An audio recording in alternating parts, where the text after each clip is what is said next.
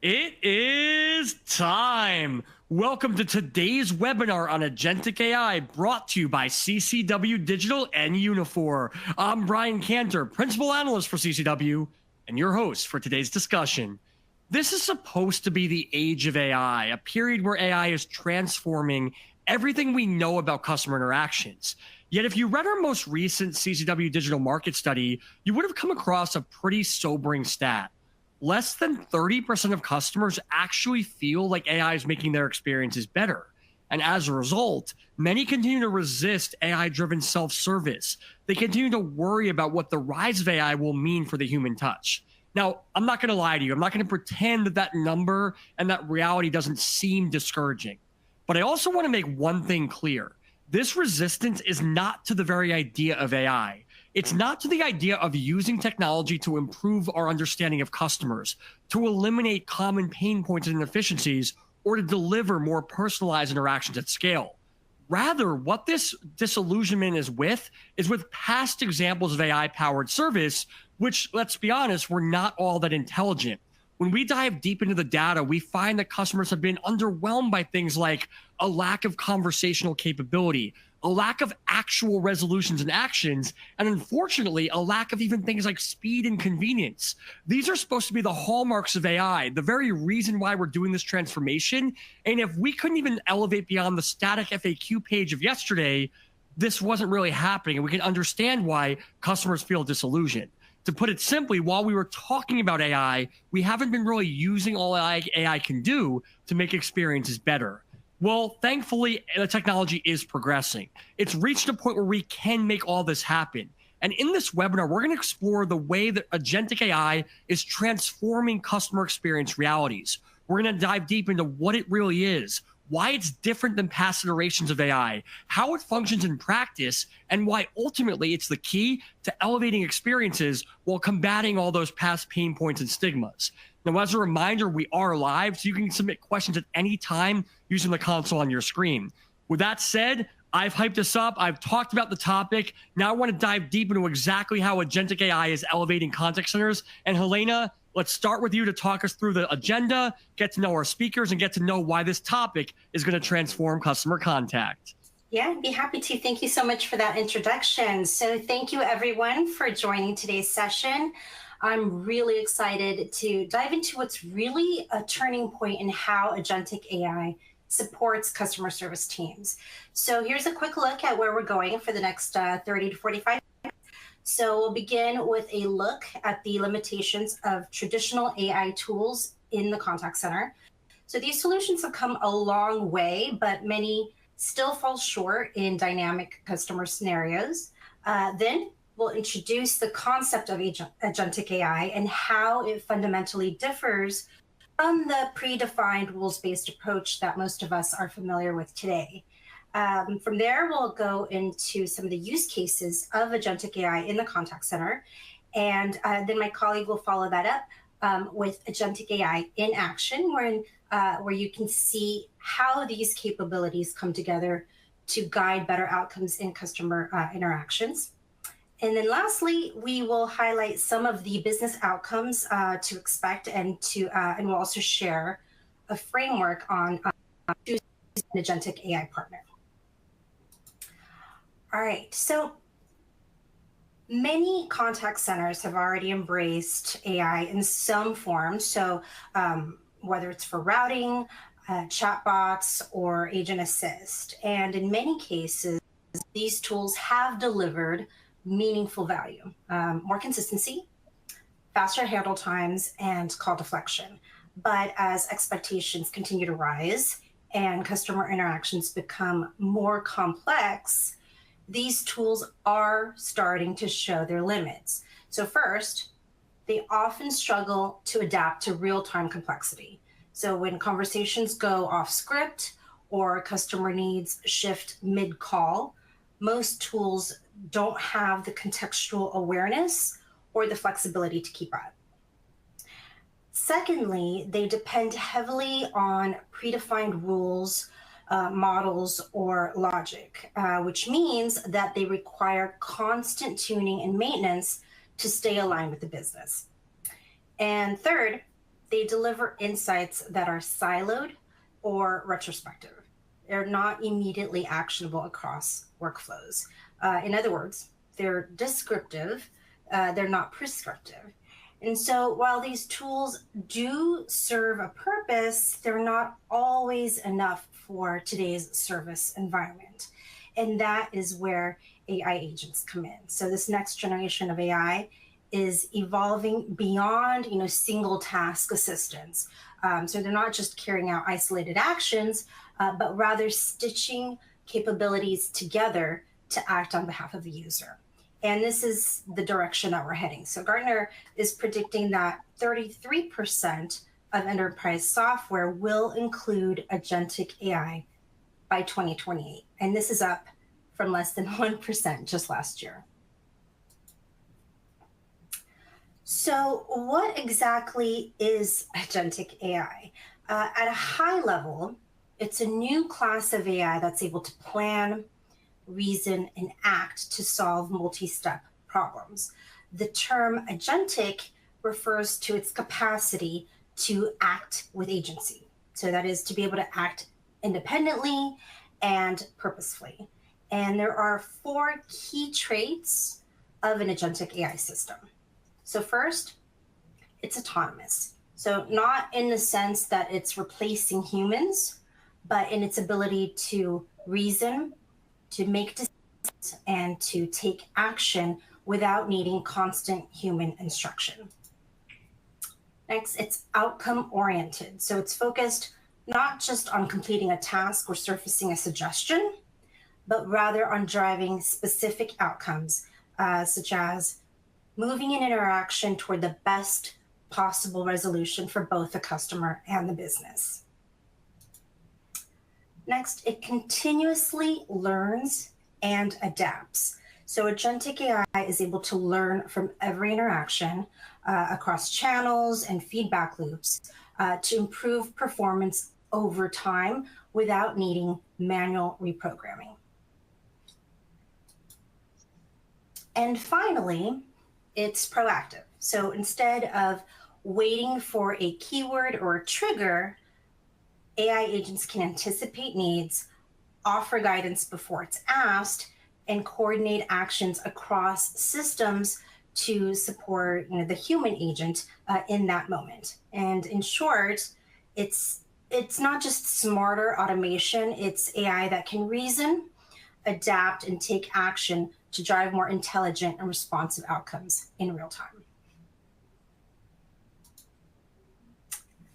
All right, so let's make this more concrete by comparing agentic AI with traditional AI approaches that most contact centers are familiar with. So first, traditional AI has been great at automating specific repetitive tasks, things like summarization or classification or routing. It's typically built around use cases.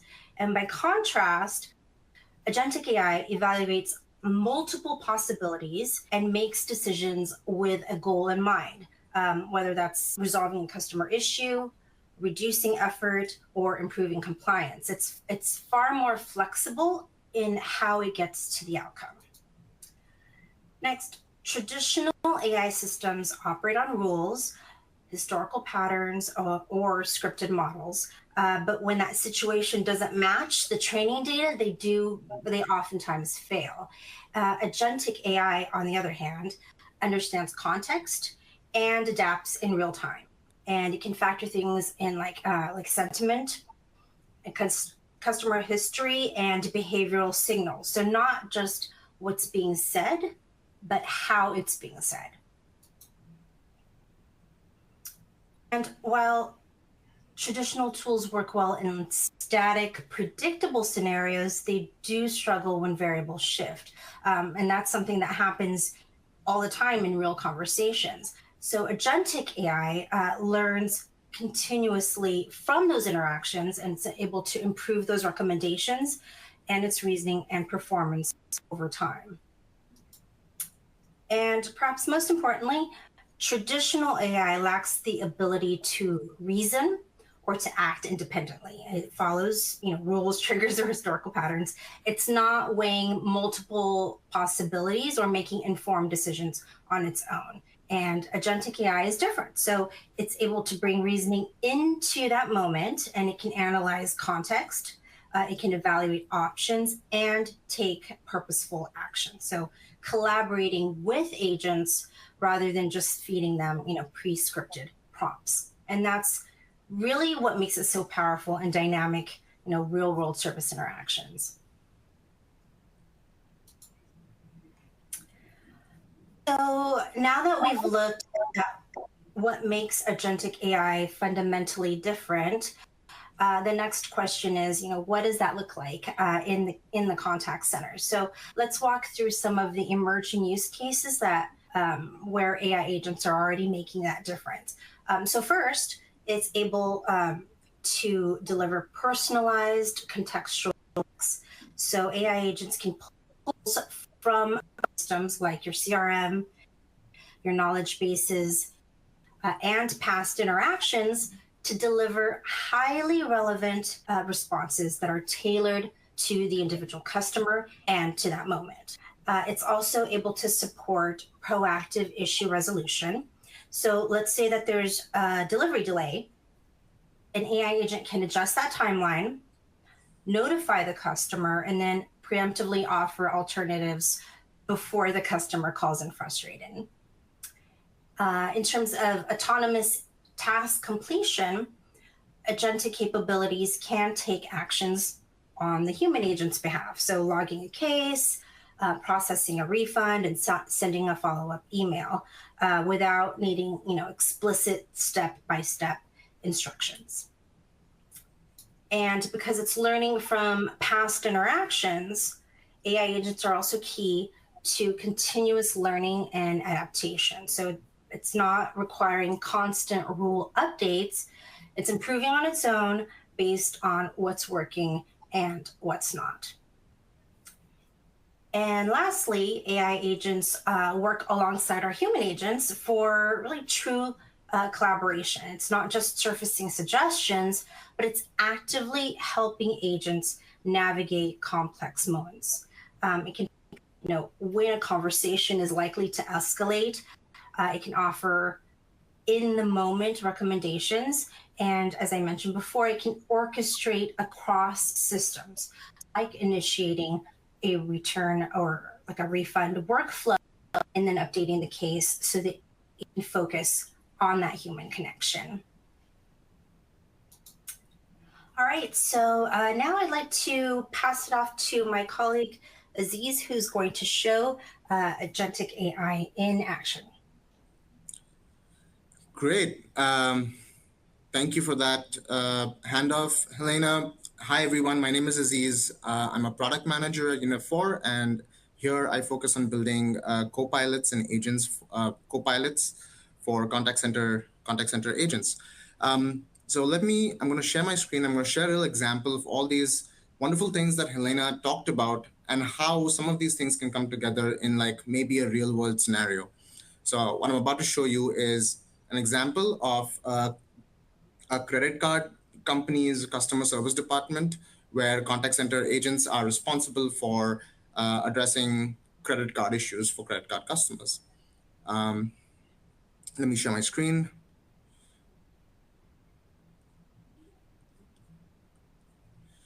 All right. Just want a quick confirmation. Everyone can see my screen okay from Brian or Helena? Yes, you're all set. We're ready to go through this. It's going to be awesome. Great. Awesome. All right. So this is one example of what a typical agent screens potentially looks like, right? There's a CRM or some computer reservation system or some ticketing system in the background that is like some sort of application that they're using that is recording and receiving calls. And as they're receiving those calls, it's making inferences and making suggestions on how to address the call. In one such instance, this is an instance where there's a customer named Jordan James. They're calling into the contact center. As soon as the call sort of comes in, it goes from call waiting to now the call is active.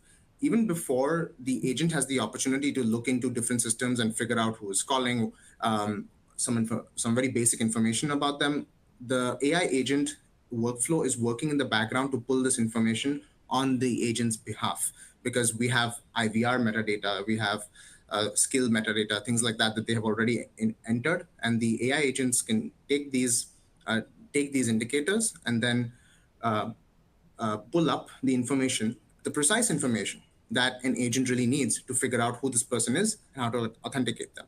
Here, the agent then is told to greet Jordan. They greet Jordan. They say, "How can I help you?" Jordan is like, "Well, I just got married. I want to add my wife to my platinum credit card."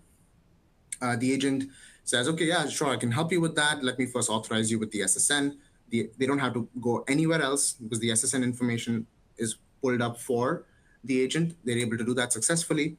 And also, the AI agent is successfully identifying in the backend as the customer, as the caller, and the agent are speaking to one another, that this customer is calling to actually add an authorized user.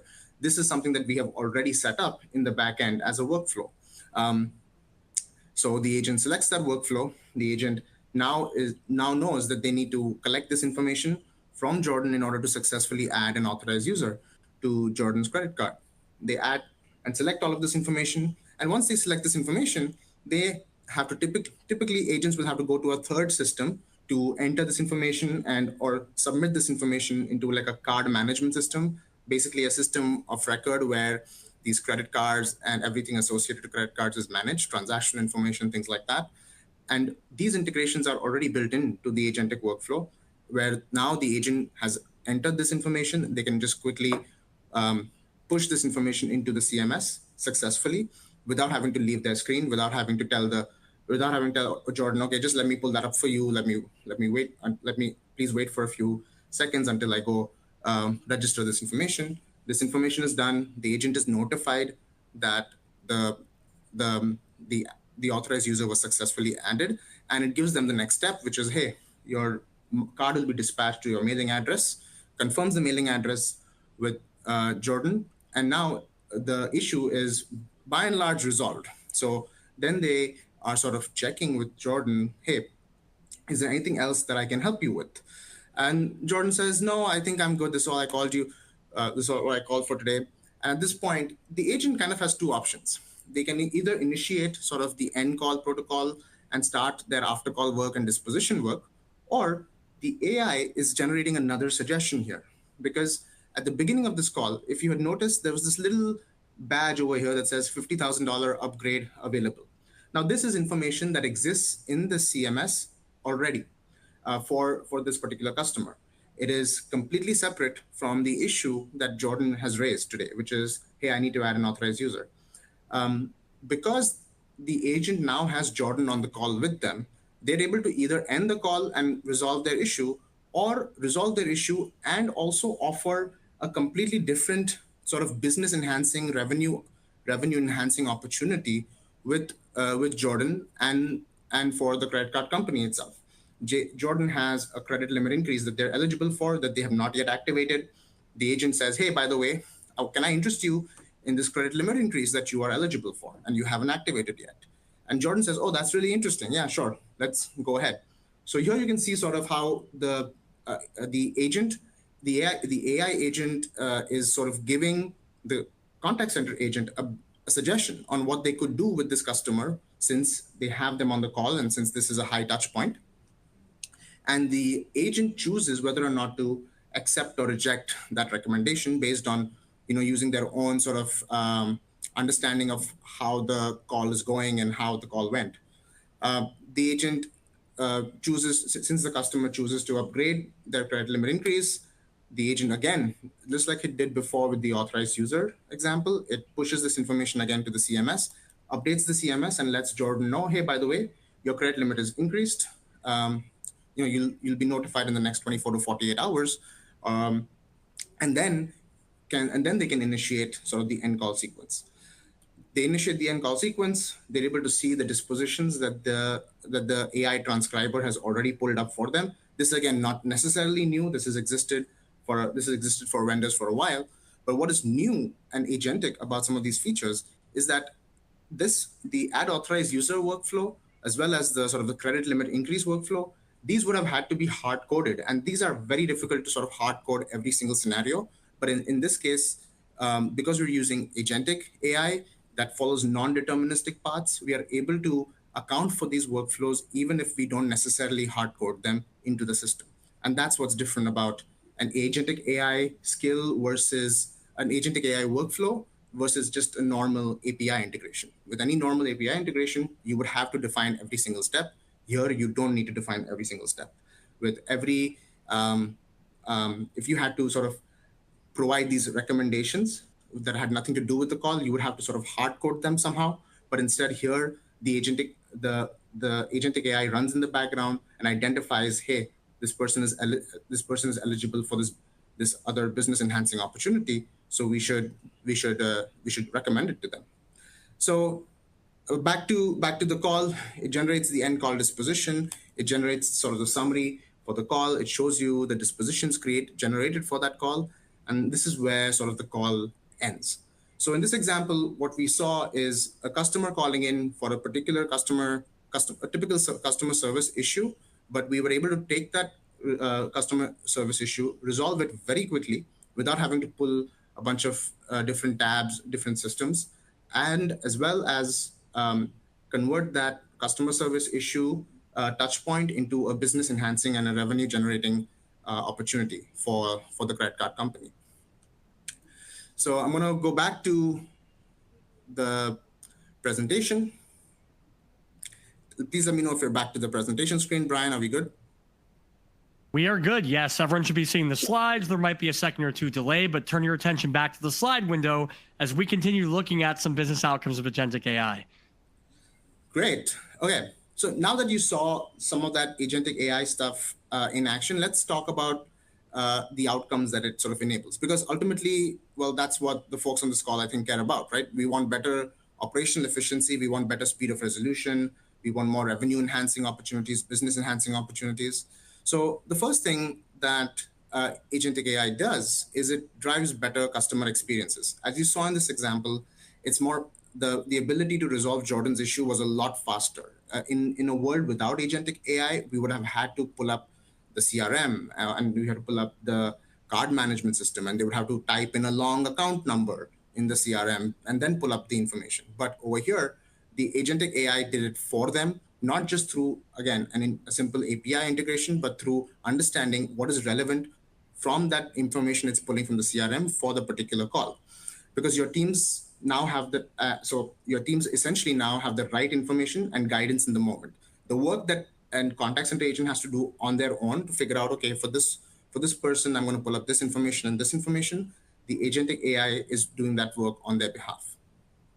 It also creates sort of cost savings by automating some of this sort of manual small bits and pieces of work that when they come together take up a lot of time. It requires switching multiple. It reduces reducing rework and escalations, improving some of the containment without sacrificing any of the quality. We're not just automating work, we're really kind of helping agents work better.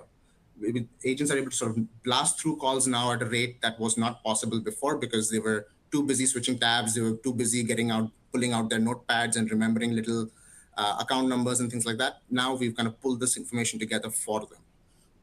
You see increased efficiency for both agents as well as the operations of the contact center.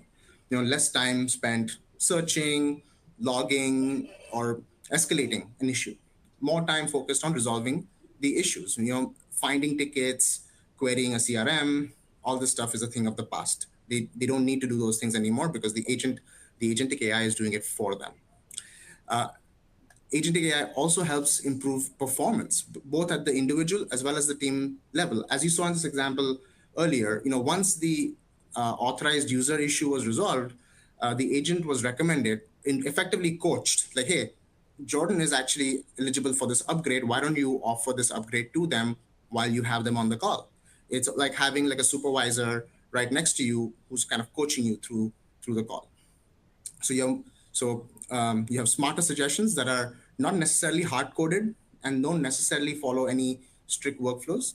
And agents at the end of the day ultimately have the power to either use these recommendations or reject the recommendations based on the interaction. For example, in the last scenario, if they felt like Jordan was frustrated or upset, or whatever the reason, they tried to add the authorized user on the website, they weren't able to do that, so that's why they had to call and do it manually with the customer. Maybe that's not the best opportunity to bring up the credit limit increase. This is not something that the AI can do on their behalf. This is something that's still still a very human experience, and therefore the contact center agent can make that determination on their own. Do I want to convert this touch point into a business enhancing opportunity, or do I want to resolve the issue as quickly as I can and get Jordan off their way because they seem frustrated, and use another sort of another touch point to bring up this credit limit increase opportunity for Jordan. It also enables sort of proactive engagement. It spots issues before they escalate and takes actions across these systems to resolve them. And finally, it supports stronger governance and compliance by ensuring sort of consistent and auditable decision making. No matter who the agent is or how complex the interaction is with the end caller, you have to determine before you would have to determine every path that a conversation can take. But today, these agentic AI skills can run non-deterministically within the confines of your governance and data governance and data privacy policies that you establish as guardrails when you set up the agentic AI for your contact center. These outcomes that we're talking about today, these are not theoretical. Even the prototype you just saw, these are not theoretical. They exist today. They're measurable. They are scalable, and they're critical to competing in today's sort of service environment. For CX leaders like yourselves, it means more resilient operations, better revenue opportunities, empowered employees, of course, better agent turnover, and ultimately more loyal customers for the business and higher customer lifetime value of those customers. Next. All right. So all this is really cool and all, but how do you do this? How do you get started with getting your business set up and ready for the agentic AI paradigm? Well, before you even start evaluating AI vendors, step one is getting very crystal clear on the problem you're trying to solve for your contact center or for your campaign. Is it reducing churn? Is it improving call outcomes? If you're an inbound call center, maybe you care about average handling time and you want agents to get through calls faster. So as you saw in the example with the credit card, teams like features like pulling in CRM information, pulling in ticket information, that's really important because it saves time from the agent having to search multiple types of information. If you are an outbound contact center whose job it is to make have better sales outcomes, for instance, or if you're a collections agency and you want to get people to agree to payment plans and things like that, you might have different outcomes over there. You might have a closing rate outcome. Average handling time might not be as important. So these metrics, it's really important to understand and define these metrics as the first step. Once that foundation is in place, it's time to sort of look critically at the potential AI partners you can partner with who can help you not only define those metrics, but then also execute on the path to achieving great results on those metrics. Because not all AI is equal and not all AI is agentic. Depending on what your contact center is optimized for, your needs could be different. So some of the questions I would encourage everybody here to ask themselves is like, is the AI grounded in enterprise data, in your enterprise data? A lot of these LLMs are very, very big models. They're expensive models, but you don't need the kind of compute. You don't need that kind of breadth that these models bring.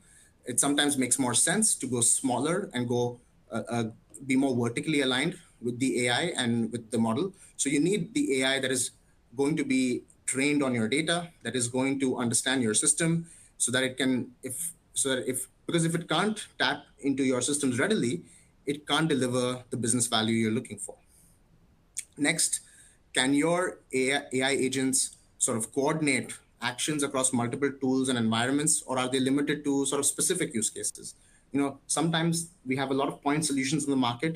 They solve isolated problems, but as you just saw in the example earlier, the in this paradigm, we're not looking to just solve customer issues. We're looking to transform those customer touch points into business enhancing opportunities. And in order to do that, these AI systems will need access to multiple tools, multiple systems of record, so that they can derive value from derive data from these multiple systems of record, and then create an action plan that will actually improve those metrics that you define for your contact center. Real value comes with agentic AI when agentic AI works across, say, your CRM, your knowledge base, your ticketing systems, not just within a narrow workflow or a single app. The next question you might want to ask yourself is, can business users easily create and evolve these AI agents? All these features are really cool, but every time your business changes, your SOP changes, if you're going to need to engage with the technical solutions implement or with somebody from the technical solutions team with your vendor, or like an implementation specialist, you're just adding more blockers and more steps to being able to transform your business. So you need to make a determination on how well you have control over how you can keep evolving these AI agents, how you can keep evolving these workflows. There are some systems out there that learn on their own and just need you to do kind of like a sanity check before it updates workflows or updates SOPs. And AI that's sort of locked behind technical barriers will of course slow you down. So look for solutions designed with business users in mind, not extremely technical users. Next question is, how does your platform ensure agents are grounded in accurate, trusted knowledge across these systems and channels? Context is everything. If your AI doesn't have reliable access to the right knowledge, if it doesn't have strong data governance policies, it can't guide those decisions. Grounding itself in that enterprise knowledge, version control for that knowledge, and governance is very, very critical. Your business is going to keep transforming over time. Your AI agents need to transform with them, and if your AI agents need to transform, they need to be acting on the data that is changing and evolving over time. And can you use your own models? Can you use third-party LLMs? There are many considerations to using different kinds of LLMs and still maintain control over orchestration and outcomes based on what LLMs you choose. So many orgs, like, they want flexibility with the LLM. Some want to use Gemini, some want to use Claude, some want to use OpenAI's models. Some want to use only open source models because they don't want these OpenAI company, they don't want OpenAI or Claude to have access to their enterprise knowledge. So many orgs want this flexibility with their LLMs, and they also want control over how agents are going to orchestrate the actions and deliver those outcomes. The ideal platform you choose for yourself should be able to support both. It should be able to support out-of-the-box LLMs, and it should be able to support LLMs designed for your specific use case. So these aren't just sort of technical questions. They're more sort of strategic pointers and filters for you to be able to find a partner who can scale with you securely, flexibly, and with real impact. And finally, as we wrap up, I want to bring everything that we've discussed back to the bigger picture. For the contact center, agentic AI isn't just about making a single interaction smarter. It's about optimizing the entire service journey. It starts with sort of capturing the right signals, defining the right metrics, capturing the right signals across channels, whether it's chat, email, phone conversations, securely and at scale, with privacy and data sovereignty in mind. Then we move into understanding performance, using AI to then analyze those conversations, uncover trends, spot opportunities for improvement, learn from your best agents, for instance. What behaviors have the best results, and use those behaviors in the tools that your agents use. Think of your best agent and think of how can you make 1,000 copies of your best agent in all the agents of your contact center. These agentic AI is the answer to that question. From there, we can automate intelligently, not just deflect calls, but proactively resolve repeatable issues, guide customers to proper self-service if that's an option, guide the agent to business enhancing opportunities like we showed in the example earlier, and all of this to effectively improve the customer lifetime value of your customers. From when human support is needed, agentic AI assists in real time, giving agents the guidance, the context, and the tools to deliver better outcomes faster. And as every interaction is sort of captured and analyzed, the system gets smarter. You want to be able to take, for instance, a suggestion that was generated in one call and use the results of that recommendation in another call.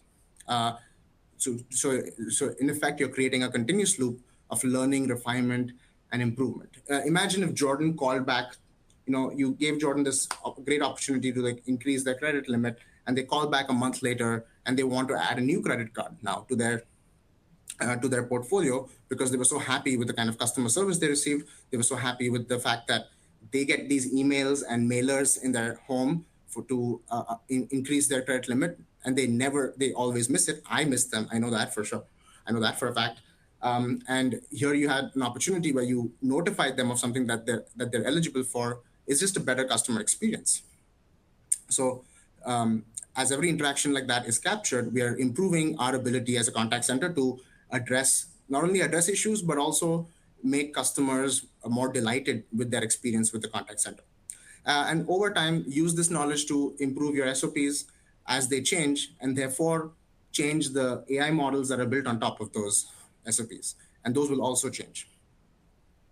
And the result you have is a service experience that's not just efficient, but it's also responsive, it's delightful, it's personalized, hyper-personalized, and very much aligned with your business goals across every single touch point. And with that, I'd love to hand it back to Brian to wrap us up. Yeah, well, Aziz and Helena, I want to thank you so much for really demystifying one of those concepts that it's become an inescapable buzzword. It's become generating so much hype, but at the end of the day, we know we need results. I don't want to be back here a year from now and still see 70% of customers saying they're not getting the value out of AI. I don't want to see data showing that employees are struggling with friction, not getting the information they need, because we know the technology is there. And by sharing real world examples, real insights, real strategies, what you've done is help take our industry further toward leveraging agentic AI to make experiences better. And I want to thank you so much for that. Now, we already saw some comments from people who are also excited, which is great to see, but we did get some questions as well. And as a reminder, we have about 5 or 10 minutes left for anyone else who wants to try to get a question in. Anything we don't get to, I know our speakers will be thrilled to answer after the fact. But one we have right here is, why do I need agentic AI versus traditional agent assist? What does it do that I'm not able to access right now? And how does it make agents actually perform better? Sure, Brian, I can answer that one. So, as we mentioned before, traditional AI tools are mostly rule-based. So they react to specific triggers and they follow, predefined flows. Agentic AI, on the other hand, it reasons across real time, taking into account factors like, the context of the conversation, customer sentiment, the intent, and then also, previous interaction that we've had with our customers. So it's able to adapt dynamically and make those decisions, toward, specific outcomes, and it's able to proactively guide the agent. So in essence, it's really about delivering proactive service rather than reactive service.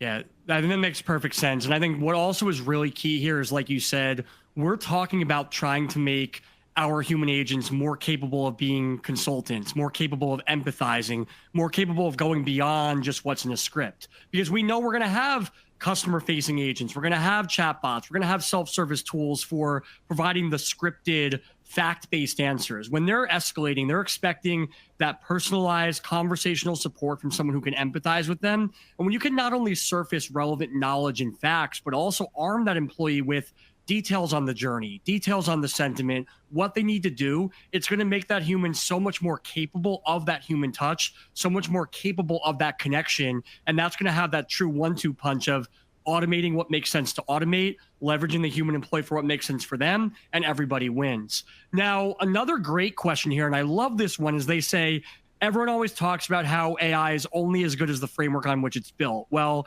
I don't have the budget or time to totally change my CRM or contact center platform. So what are my limitations? Can agentic AI solutions work with my existing systems and data, or can it not? That's a great question. So actually, integrations, it's a big part of an agentic AI system.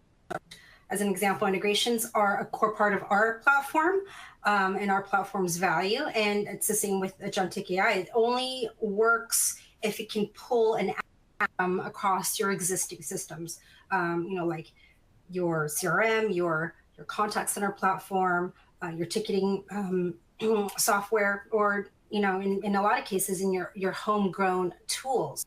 So, the key is it has to be open and interoperable, with APIs and connectors to support that kind of integration, and also the automation to your workflows. Another question here concerns governance. So what does governance look like? What control would we have over an agentic AI solution to mitigate risk, ensure compliance, and so forth? Sure. Governance and guardrails are both critical. So you should be able to define those constraints and monitor those decisions, and also be able to trace the actions that an AI agent takes to that source of truth. So a mature agentic platform will offer that kind of transparency, auditing, and control to be able to dictate how agents are able to reason, and what knowledge they're using, and what actions they're taking, so that you can maintain oversight without sacrificing that level of autonomy. Yeah, and I think it's really important to not only understand guardrails, but also understand what makes sense for customers. I think one of the mistakes we sometimes see is that we're in such a rush to go after cliches like AI for simple issues and agents for complex ones, that we make our own determinations about where automation makes sense. We make our own determinations about what kind of support outcomes are going to make sense for customers. It really all begins with listening to your customers. What's working for them? What's not working with them? What do they want to achieve? You then take that insight, that intelligence, compare it to business realities. What can we afford to do? What can't we do? What are we legally allowed to do? What are we not allowed to do? Where are we going to be most confident in the accuracy? Run that data together and then go through all that as well. And so I think that makes perfect sense there. And then, I know that we're running out of time. I did want to ask one final question here, though, which concerned the learning aspect, because I know, and I love this question because, Helena, we get this all the time where some people advocate for really having an AI task force, where you have to have someone in your organization who's constantly monitoring and training and looking at all your other models. Others will say, no, the AI can do it for you. So as we wrap up here, what's realistic about agentic AI's ability to learn, evolve, and get better over time? Yeah, I think the main key takeaway, I mentioned how it goes from reactive to proactive service, but I think really, what we can say about agentic AI is that it's really a collaborator with your human agents, with your existing workforce. It's not, it's able to guide agents in that moment, which is really key in terms of being able to deliver kind of personalized and contextual customer experience. So being able to have that kind of right information at the right time is really a game changer for contact centers today.